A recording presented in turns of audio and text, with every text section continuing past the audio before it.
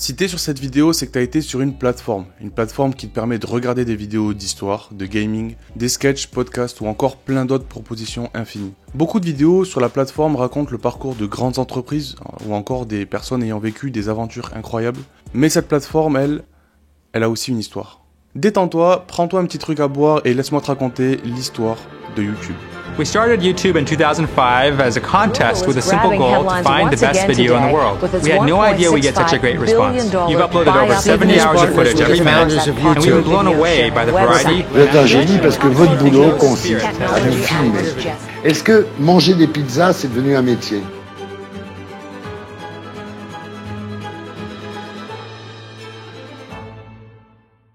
Pour bien commencer, il faut retourner en 2005 où on va faire la rencontre de 3 ingénieurs. 3 collègues qui viennent de quitter leur poste au sein d'une entreprise qui vient de se faire racheter. Une petite entreprise pas très connue là, PayPal. Ouais, rien que ça. Nos 3 protagonistes, Chad Hurley, Steve Chen et Jawed Karim, se retrouvent donc sans emploi, mais avec de grandes ambitions. Ce petit groupe de 3 a qu'une seule envie, créer leur propre boîte, leur propre business. Après quelques jours de réflexion et pas mal d'idées, qui tiennent pas vraiment la route, ils décident de faire soirée, chez eux, tranquillement, avec des amis, histoire de rencontrer l'entourage de chacun et de décompresser. À la fin de cette soirée, chacun ayant pris des photos et vidéos pour capturer des moments, ils veulent donc se le partager. En plus de ça, pendant la soirée, Jawed Karim a parlé de son envie d'avoir des nouvelles du tsunami, le fameux tsunami de 2004. Mesdames, Messieurs, bonsoir. J'amène une pension à voir vous commenter ce jour une catastrophe aussi effroyable. Déjà plus de 100 000 morts ou disparus et chaque heure davantage. Il sait qu'il y a des vidéos qui ont été prises, mais il peut pas les visionner. Le problème, c'est qu'à l'époque, c'était pas si facile de partager des vidéos. Il y avait pas WeTransfer ou des sites de partage de vidéos rapides en ligne. C'est là que les 3 amis ont trouvé un problème. Et s'il y a un problème, il faut le résoudre. Juste avant de continuer, il faut savoir à qui on a affaire. Qui sont Chad, Steve et Jawed ? Chad Hurley, il est né en 77 à Reading, en Pennsylvanie, et déjà tout jeune, il est passionné par les arts et la technologie. Après le lycée, il étudie le design graphique à l'université d'Indiana, en Pennsylvanie. Là-bas, il développe des compétences en conception visuelle, un domaine qui va devenir essentiel dans sa carrière. Une fois diplômé, il postule donc chez PayPal, qui est une start-up en pleine croissance à l'époque. Chez PayPal, il fait beaucoup pour simplifier l'interface et la rendre plus accessible aux utilisateurs. C'est important de garder ça en tête. C'est aussi là qu'il rencontre Steve et Jawed. Steve Chen, lui, il est né en 78 à Taïwan. Sa famille a émigré aux États-Unis quand il était encore enfant. Après le lycée, il étudie l'informatique à l'université de l'Illinois, qui est réputé pour ses programmes dans ce domaine, et il obtient son diplôme en 2002. Dès la fin de ses études, il est recruté par PayPal, où il occupe un poste d'ingénieur logiciel. Il se fait remarquer pour ses compétences en développement et son efficacité à résoudre des problèmes complexes. Et Jawed, lui, il est né en 79 à Meersburg, en Allemagne. Son père était un scientifique bangladais et sa mère une scientifique allemande. Il est arrivé aux États-Unis en 92. Il est passionné par la technologie et les sciences. Après le lycée, il va étudier l'informatique dans la même université que Steve, dans un endroit connu pour avoir formé des génies de la tech. Pendant ses études, il fait un stage chez PayPal et c'est un des membres de l'équipe responsable des systèmes anti-fraude, un élément crucial pour le succès de l'entreprise. Après que PayPal ait été racheté par eBay en 2002, Chad, Steve et Jawed, ils quittent l'entreprise. C'est là que l'idée de YouTube a commencé à germer. Chad, avec son expérience en design, veut créer quelque chose de facile et intuitif pour les utilisateurs. Et tu vois, c'est ce qui a fait de YouTube un succès dès le départ. Une interface claire, pensée pour que tout le monde puisse s'en servir sans galérer. Il commence donc à travailler dessus, mais créer de toutes pièces la première version, c'est pas si simple, même pour des ingénieurs. Il travaille pendant plusieurs mois, souvent jour et nuit, dans un garage à San Mateo, en Californie. Un garage qui appartient à une amie qui leur loue l'espace pour une somme dérisoire. C'est un endroit très simple où il y a quelques tables, 2-3 ordinateurs et un tableau blanc recouvert de notes et d'idées. Pendant les pauses repas, ils se demandent comment ils vont appeler leur projet. Ils veulent quelque chose de rapide, en 2 syllabes, facile à s'en souvenir. Il faut que le nom soit comme la plateforme, simple et pour l'utilisateur. Il faut que ça désigne le spectateur. You, toi en anglais, you. Et en même temps, il faut comprendre ce que la plateforme propose. Tube, YouTube, Tube pour Cathode Ray Tubes en anglais, c'est comme ça qu'on désignait les télés à l'époque. Ils ont direct accroché. Après des mois de travail acharné, une première version de YouTube est prête à être mise en ligne. Ça y est, la nouvelle plateforme de vidéo est disponible sur youtube.com. D'ailleurs, c'est un nom de domaine qui a été acheté pour seulement 9 $ à l'époque. Mais pour voir si ça fonctionne, il faut poster une vidéo. Jawed, il est pressé de voir si leur petit bébé marche comme prévu. Il prend sa veste, il part dans un zoo pas très loin de chez eux, où il va juste filmer simplement dans le zoo. Alright, so here we are in front of the elephants. Cool thing about these guys is that they have really long Promise. La vidéo fait seulement 19 secondes, mais pas le temps de rester toute la journée. Jawed, il veut absolument voir cette vidéo sur YouTube. S'il savait que la vidéo ferait 367 millions de vues aujourd'hui, il aurait peut-être fait autrement. Mais le résultat est là, la vidéo est postée et tout se passe comme prévu. Après quelques temps, ceux qui vont sur internet pour écrire ou poster ou partager ma vidéo, ils tombent sur Vimeo, Dailymotion ou YouTube. Je parle évidemment pour la France en tout cas. Et ce qui a vraiment permis à YouTube de dominer, c'était son interface facile à utiliser, sa rapidité et sa capacité à attirer des utilisateurs du monde entier. Il y avait aussi un système de recommandation, c'était un algorithme qui analysait les préférences des utilisateurs et leur proposait du contenu qu'ils allaient sûrement aimer. Ça devait être le même ou en tout cas inspiré de celui de Netflix déjà sorti à l'époque, et c'est cet algorithme qui a commencé à rendre les utilisateurs addicts à la plateforme. Ils passaient de vidéo en vidéo sans vraiment s'en rendre compte. Mais à ce moment-là, YouTube, ça reste peu connu quand même, il y avait déjà des créateurs de contenu, et ce genre de contenu, ça restait pour le moment sur Dailymotion, il n'y avait pas encore de raison de partir. Mais très vite, il y a un événement qui va changer tout ça et donner un coup de pouce à YouTube. Une vidéo est postée par Nike avec Ronaldinho en novembre 2005. Dans cette vidéo, Ronaldinho, il essaye une nouvelle paire de chaussures et il fait des jongles avec. C'est une des premières vidéos à dépasser le 1 million de vues. Un deuxième événement qui va changer le monde d'internet à vie arrive seulement un an après. Google is grabbing headlines once again today with its $1.65 billion US buy-up of YouTube, which is of course that popular video sharing website. En 2006, Google décide de racheter YouTube pour la somme astronomique de 1,65 milliard de dollars en actions. À l'époque, c'est un montant incroyable et beaucoup se demandent pourquoi Google aussi mise autant sur une plateforme encore si jeune. Pour comprendre, il faut revenir à la stratégie de Google à cette époque. Google est créé en 98 par Larry Page et Sergey Brin et s'est imposé rapidement comme le moteur de recherche le plus performant. Mais l'entreprise voulait aller au-delà de la simple recherche en ligne. En 2003, Google lance AdSense, que vous connaissez sûrement aujourd'hui. C'est un programme publicitaire qui permet aux sites web de monétiser leur contenu grâce à des annonces ciblées. Ouais, c'est à cause de eux aujourd'hui qu'on a toutes ces pubs. Mais Google sait qu'une énorme partie du futur du web repose sur la vidéo. Ils ont donc une bonne idée et créé Google Vidéo. T'en as déjà entendu parler ? Non, c'est tout à fait normal, c'est pas fluide, c'est pas beau, c'est pas tout en fait. L'idée elle est là, mais les ingénieurs qui l'ont fait, c'est pas nos 3 Avengers à nous.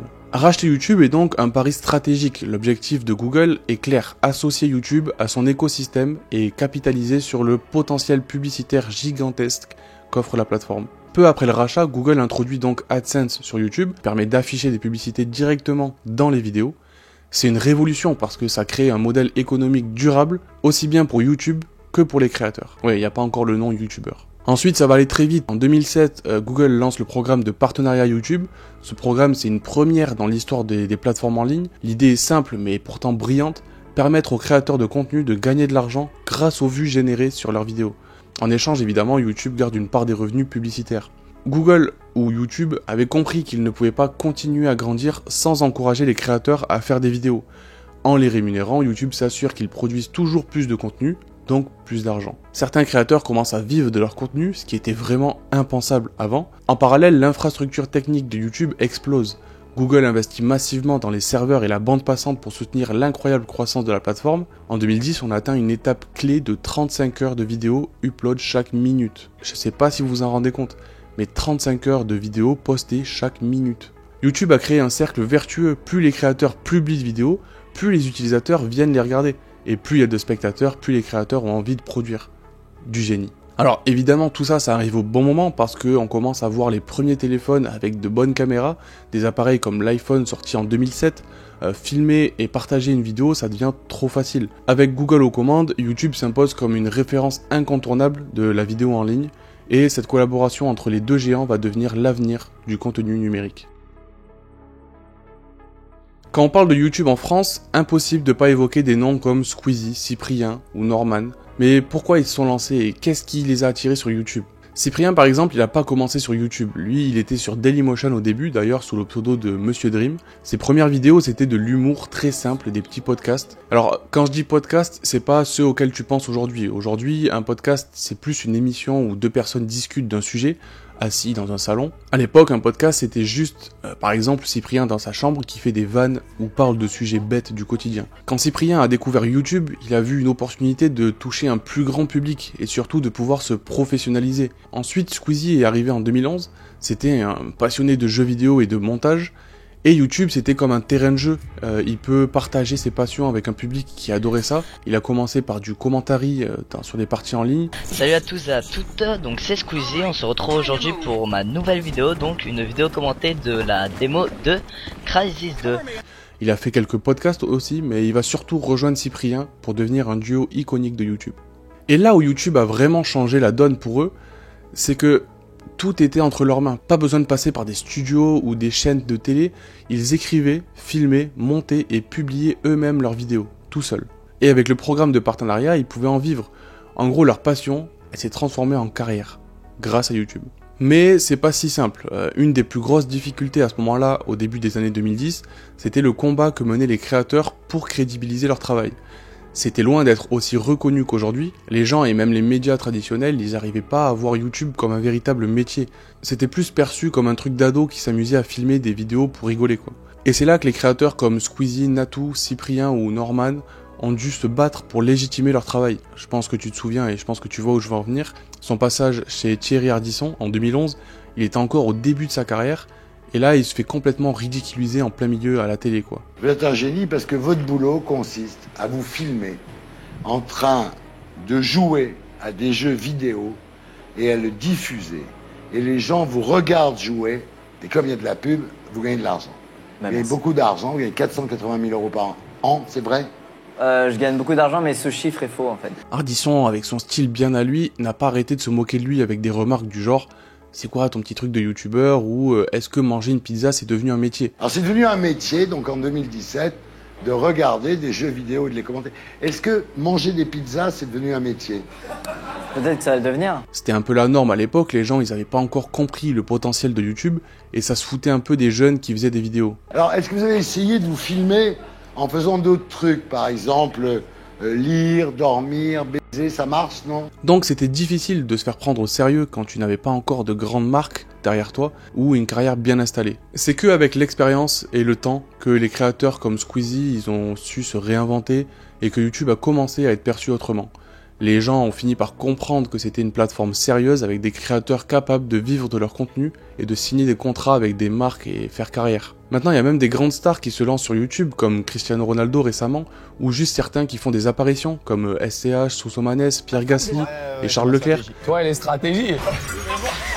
C'est devenu la norme aujourd'hui. D'année en année, YouTube en France a explosé avec des vidéos qui ont marqué leur époque. En 2011, Squeezie a commencé avec des gameplays commentés, ça a plutôt mal vieilli, mais ça fait partie du process. En 2012, Cyprien cartonne avec des podcasts comme La Bouffe, Un appart à Paris ou encore les jeux vidéo. En 2013, il marque Internet avec sa vidéo Cyprien répond à Cortex. T'as aucun talent et tu parles fort, tu veux te faire remarquer. Bref. Et ça a fait qu'accélérer. En 2014, c'est l'arrivée d'Amixem qui a apporté son humour sur des vidéos déjà en IRL, comme celle des Sims. En 2016, Squeezie devient officiellement le numéro 1 en France, avec des vidéos comme le sauvetage de Trump. Ouais, vraiment une vidéo qui a fait des millions de vues où Squeezie juste essaye de sauver Trump dans un jeu vidéo. What ? Ah merde, Trump s'est fait tuer, putain ! Pardon Trump, désolé, faut que je te sauve. C'est bon, il a esquivé la balle! On l'a sauvé! Ensuite, McFly et Carlito qui débarquent et leur bonne humeur, et des concepts qu'ils font encore aujourd'hui, comme les Parisiens ont-ils un cœur. Au final, ce que Squeezie, Cyprien et tous les autres ont fait, c'est transformer YouTube en un espace où chacun peut trouver sa place. Que tu sois là pour rire, apprendre ou juste te détendre, il y a toujours une vidéo pour toi. Et YouTube est même en train de dépasser les médias comme la télévision. Quand on voit des événements comme le GP Explorer de Squeezie ou le Eleven All-Star, le DTR, on se rend compte que des initiatives attirent des millions de spectateurs en direct. Ça rivalise directement, voire ça dépasse même les grandes télés. Et la meilleure partie, c'est que tout ça, ça vient de créateurs qui ont commencé avec une simple caméra dans leur chambre.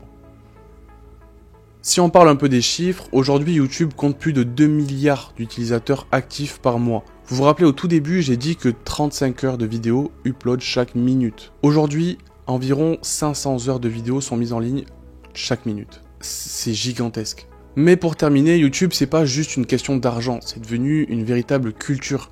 Des carrières naissent, des passions prennent forme et des communautés se créent. Avant, on voulait devenir astronaute, médecin ou footballeur.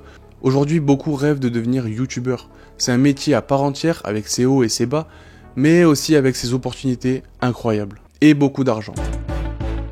Merci d'avoir regardé la vidéo, j'espère qu'elle vous a plu. N'hésitez pas à vous abonner si vous voulez voir d'autres vidéos comme celle-là. Je rappelle que l'abonnement est complètement gratuit. Et un petit like, toujours gratuit. Et puis on se retrouve bientôt pour une nouvelle vidéo.